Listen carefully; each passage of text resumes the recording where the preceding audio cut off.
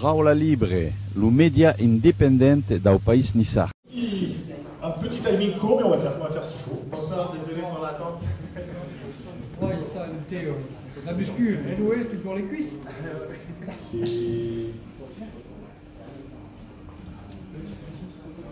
Bonjour, bonsoir. Alors, une petite photo juste avant. C'est qui prend la photo? On est très heureux de vous recevoir. Buonasera a tutti e benvenuti à Café des Igloons. Alors, on est très heureux de vous recevoir, un joueur emblématique comme vous. On va vous applaudir bien fort, s'il vous plaît. On va applaudir Noé. Alors, bienvenue avec le petit garçon. Il a quel âge? Il a 9 ans. Ah oui, le deuxième, oui. Ah, c'est ça, il est caché. Par contre, mettez le micro là, bien près. D'accord. 9 ans et 6 ans. 9 ans et 6 ans. Ouais. Alors, on va commencer à retracer le début de votre carrière. Donc, vous êtes né le 14 avril 1979 à Fontenay-sous-Bois, dans la région parisienne. Vous commencez donc à jouer à Martigues, au centre de formation de Martigues. Et puis à 17 ans, vous arrivez à l'OGC Nice. Alors racontez-nous un peu comment s'est fait cette arrivée à l'OGC Nice, notamment avec un de vos grands amis, Jean-Daniel Padovani. C'est ça. Le gardien de but. Hein. Martigues est descendu en national, je pense, enfin si je me rappelle bien. Et avec Padovani, on était les deux seuls internationaux. Vous étiez sélectionné en U17, enfin ce qu'on appelait les juniors à l'époque. Voilà, et on arrive en même temps ici à l'OGC Nice. Et c'était Guy David, l'entraîneur, c'est lui qui vous a recruté, non? C'était qui vous a repéré? Guy David, je ne sais pas du tout. Je sais qu'on est arrivé ici les deux et on a fait partie de l'effectif pro. On a fait la pré-saison avec eux. D'accord.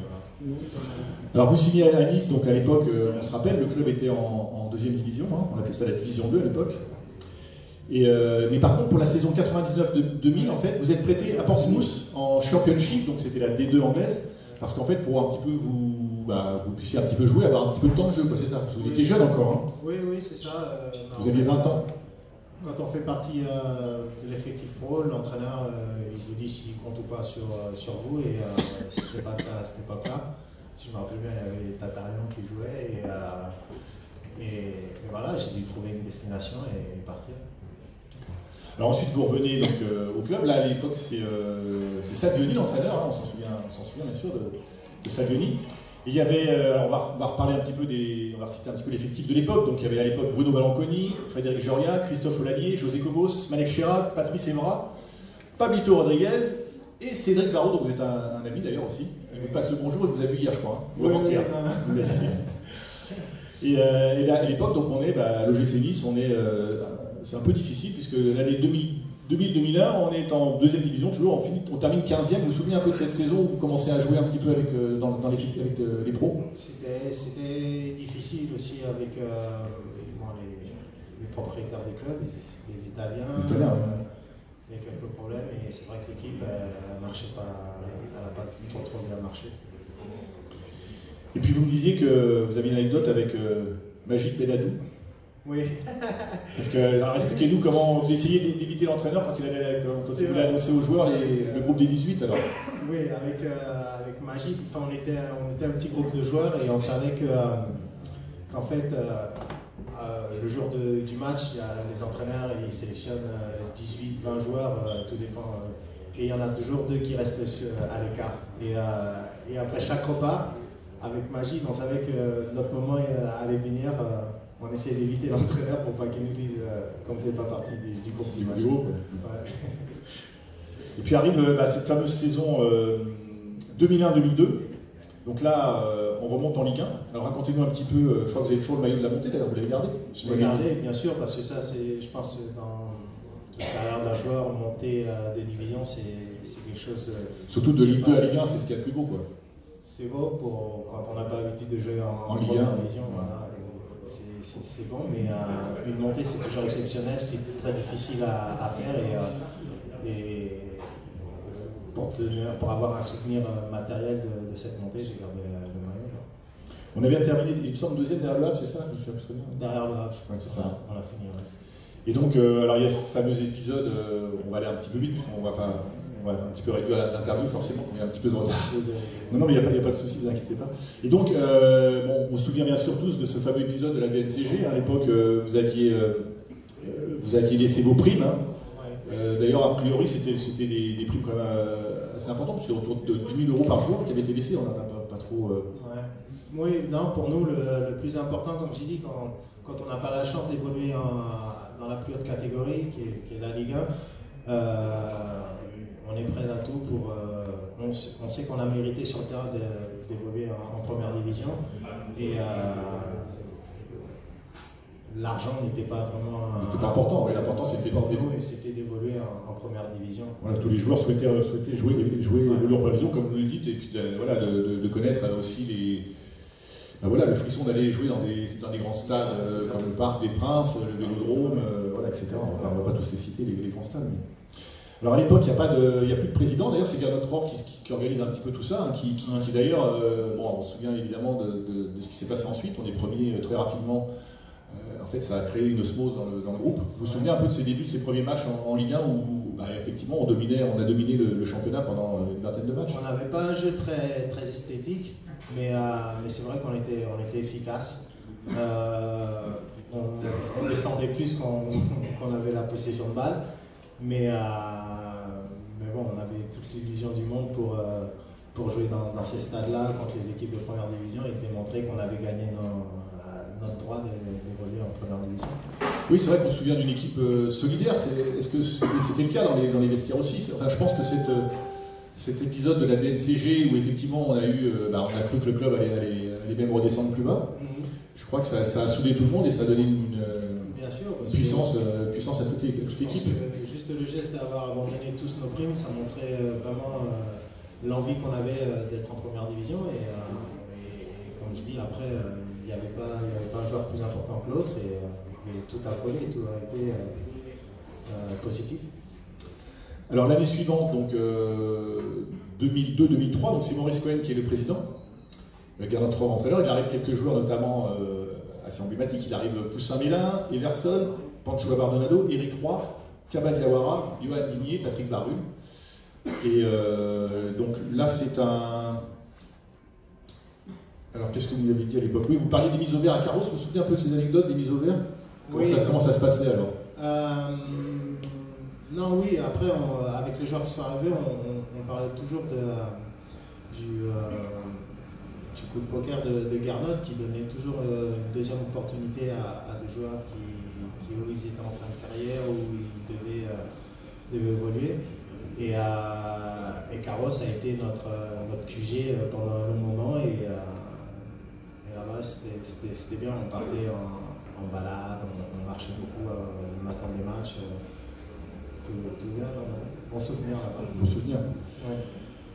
Alors l'année suivante, 2003-2004, donc Gernot Rohr toujours entraîneur, et donc il arrive notamment Kaba Diawara à Lille-dans-la-Slande. Donc le but c'était de confirmer un petit peu cette année en Ligue 1 et puis aussi de stabiliser les clubs. Voilà, c'était un petit peu le but. Vous vous souvenez un peu de cette saison et de l'apport notamment de Kaba et de Lyon? Juste, je pense que Gernot il voulait renforcer le secteur offensif comme il savait qu'on n'était pas avec le ballon, on dominait pas trop tous les matchs. Il voulait être plus efficace et c'est pour ça qu'il a recruté dans la Slande, Kaba Diawara et ça a fonctionné encore une fois. Alors, parlez-nous un petit peu de Lyon alors. Parlez-nous un peu de ses sourcils notamment. Non, c'est que entre nous on rigolait, mais je suis envoyé un peu entre vous. Oui. Entre nous, mais devant lui jamais parce qu'on avait trop de respect pour lui. Mais c'est vrai qu'à l'époque, je ne sais pas si vous vous rappelez, il avait les sourcils épilés très à la Cristiano Ronaldo quoi. Voilà. Il y a aussi Malek Cherad aussi qui avait des coiffures un peu, qui mettait un peu de temps à se coiffer d'ailleurs. Il y avait les tenues vestimentaires de Cédric aussi où on rigolait pas mal de Cédric. Il y a eu l'histoire aussi où Malek Cherad avait disparu 15 jours, vous vous souvenez aussi de cette histoire? Oui, aussi. Pour nous, on ne sait toujours pas où est-ce qu'il était, mais ça a été, c'est même sorti au journal de TF1. C'était quand même un gros problème, mais bon, après on a appris qu'il était en bonne santé et il nous a rejoints. Et on a su que c'était plus problème entre familles qu'il avait eu, quoi. Il devait prendre un peu ses distances. Alors on va parler aussi d'un joueur de l'époque qui était un de vos amis aussi, c'est Samy Traoré. Parlez-nous un petit peu de Samy. Samy, c'est le bout en train, c'était l'autre bout en train du vestiaire. Il n'a pas changé, comme vous voyez, il est tel quel dans la vie normale. Et c'est vrai qu'il nous mettait toujours un sourire au visage. Et il avait toujours un tour de claquette sous la manche.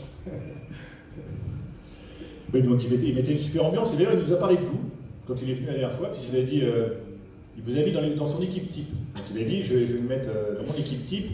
Et il a dit, si jamais vous le voyez, vous lui parlerez de qu'il a les plus grosses cuisses du monde. Il a dit un texto, hein. Il n'a pas dit du championnat ou de la Ligue 1, il a dit du monde. Donc on va venir c'est vrai qu'on vous a beaucoup... ça vous a servi aussi cette Oui, non. Parce qu'on parlait de vous en disant les cuisses qu'il a, c'est impressionnant. Et d'ailleurs, est-ce que cette frappe de balle venait aussi de là, peut-être, de cette puissance que vous aviez? Peut-être, certainement, mais c'est sûr que en Ligue 1, au niveau professionnel, pour se démarquer, tout de suite, on voit les aspects physiques ou plus que techniques que d'autres joueurs. Et moi, on m'a démarqué avec mes quadriceps. Et voilà, ça m'a aidé. Et la frappe de balle, je ne sais pas si elle était forte ou pas. Alors on disait que vous étiez obligé de couper des fois un peu les shorts pour que je suis arrivé en Espagne et il fallait là, couper les shorts. Ils n'avaient pas les tailles XXL et je devais couper les shorts sur le côté. Pendant un an, j'étais comme ça. Et donc c'est pareil, donc quand vous allez quand vous allez chez les 10 là, qui vous sortent les 501 cibles, ça passe pas. Non, le problème de jeans là, c'est pour toute la vie. Donc c'est sur mesure alors. Moi c'est sur vêtements maintenant et non, les jeans, vous pouvez pas. j'ai fait un effort ce soir.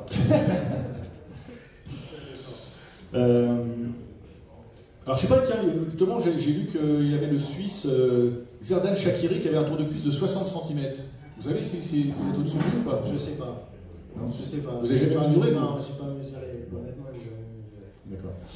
On va passer à quelques questions de supporters. On va repartir après sur la dernière saison, puisqu'on a un petit peu de délai là pour l'interview. Donc voilà.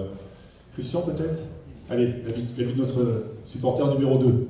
Je sais Ébric, c'est Étienne numéro 1. Bonsoir Noé. Bonsoir. Déjà, je vais t'engueuler parce qu'à l'époque, ma copine avait flashé sur tes cuisses, donc je ne peux plus me balader dans le jour devant elle. Bon, mis à part ça, tu as marqué 7 buts avec l'OGC Nice. Et pour toi, c'est lequel le plus beau? Le plus beau, il y en a deux que je voudrais sortir, mettre en avant. C'est, je ne sais pas si vous vous rappelez, moi je me rappelle parce que ça a été le premier, c'était Nice contre Niort. Ici, je crois qu'on gagne 2-1 et c'est mon tout premier coup franc. Et après, c'est celui d'Ogrit où on perd 2-0 en Coupe Intertoto, on perd 2-0 en Suède et on doit faire un gros match ici à Nice. Et je crois que c'est le premier but qu'on met et au final, on passe. Ouais. Voilà, ce sont pour moi les deux premiers qui vraiment ont compté. Ouais. Est-ce que tu t'es chronométré combien, quoi, ta frappe de balle qui était... Je sais pas du tout. Je sais que pas du tout. des tribunes, c'était impressionnant, quoi. C'était rare, mais je sais pas du tout. À l'époque, il le La minute qui met contre Rémi Vercoute, Nice-Lyon. Ouais, le Nice-Lyon. Pour 20 mètres, il y avait des mecs qui ont dû surfer. Ouais, tu me rappelais un peu quand tu tirais les coups francs, moi ça me rappelait quand à l'époque Katalinski, où dans le mur, les adversaires ils tremblaient, quoi. Mais en fait, à cette époque, on était deux. Hein. Il y avait moi et Everson. Et aussi, lui, il les mettait aussi, les coups francs. Donc, on avait deux beaux frappeurs. Merci Noé. Et puis moi je me souviens des duels avec, Roten et Julie, entre autres, qui volaient un peu, qui partaient dans les panneaux publicitaires souvent. Garnat, il aimait bien le marquage individuel quand on faisait les grosses équipes et il mettait au marquage avec ces joueurs. Sur ces joueurs-là, donc souvent ils avaient un petit peu de mal avec vous. Alors ensuite, il y a la saison 2004-2005, donc là vous quittez le club, on se souvient que... Donnez-nous un petit peu votre sentiment, parce que c'est vrai qu'il y a eu un petit souci, mais on peut comprendre, forcément, certains ont compris, d'autres un peu moins au niveau du club, mais c'est vrai que vous êtes parti parce que vous avez une super proposition de Tottenham, et que aujourd'hui, dans le football, à part Maldini, personne ne fait sa carrière dans un club toute sa vie, donc vous aviez, je pense, raison de de vouloir accepter cette proposition? C'est une chose que j'ai répétée, je vais répéter tout le temps, la manière à laquelle je suis parti, très mal. Je n'aurais pas dû la faire comme ça, mais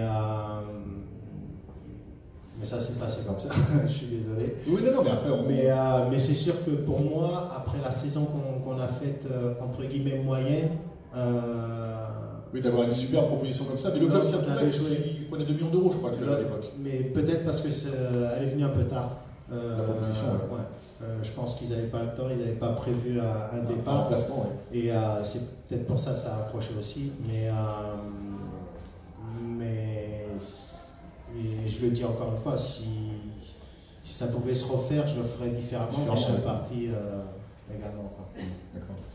Et parce que bon, là, vous arrivez à Tottenham, hein, donc on connaît Tottenham, Hugo Lloris y joue d'ailleurs actuellement.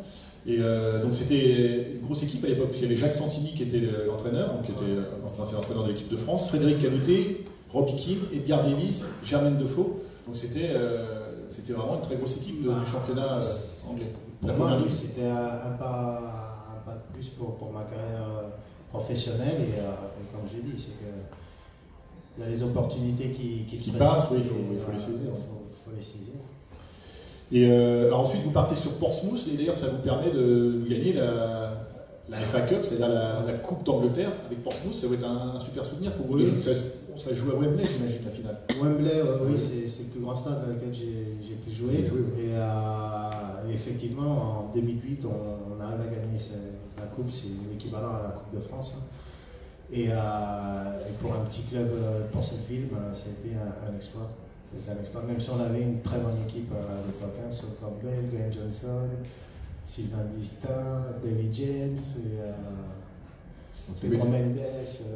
Belle équipe, quoi. Ouais, belle équipe, il y avait une bonne équipe. Alors vous disiez, quand j'ai lu un article, vous disiez en Angleterre, le plus dur c'est quand on se lève et qu'on se dit que l'on ne verra pas le soleil de toute la journée. Bien sûr, quand on vient de la Côte d'Azur, de Nice, et de partir en Angleterre, c'est compliqué. Oui. C'est un choc. Mais bon, c'est des choses qui, comme tout travail, il y a le bon et les inconvénients. Les inconvénients, oui. Puis bon, finalement, vous êtes resté quand même en très bon terme avec le club et les dirigeants du soir, parce que vous revenez vous entraîner à Nice après. Oui, parce que vous venez vous entraîner à Nice avant de partir en Espagne, c'est ça? C'est ça. À la fin de mon contrat en Angleterre, je voulais revenir en France. Ça s'est pas fait. Et donc, j'ai demandé à Nice, c'était Eric Roy, qui est directeur sportif à l'époque, si je devais venir. Et c'était qui l'entraîneur à l'époque quand vous êtes revenu? Je ne sais plus si Claude Puel il est arrivé. Ou je me rappelle plus. Antonetti, non? Non, c'était après. Je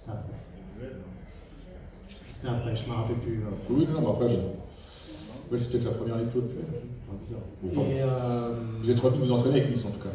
Mais vous pensiez peut-être éventuellement signer avec Nice ou non? C'était pas. De toute façon, quand on est en recherche d'un club, on n'est pas. On ne fait pas le difficile. Si le club est intéressé, il vous propose quelque chose, vous restez, sinon vous continuez à chercher.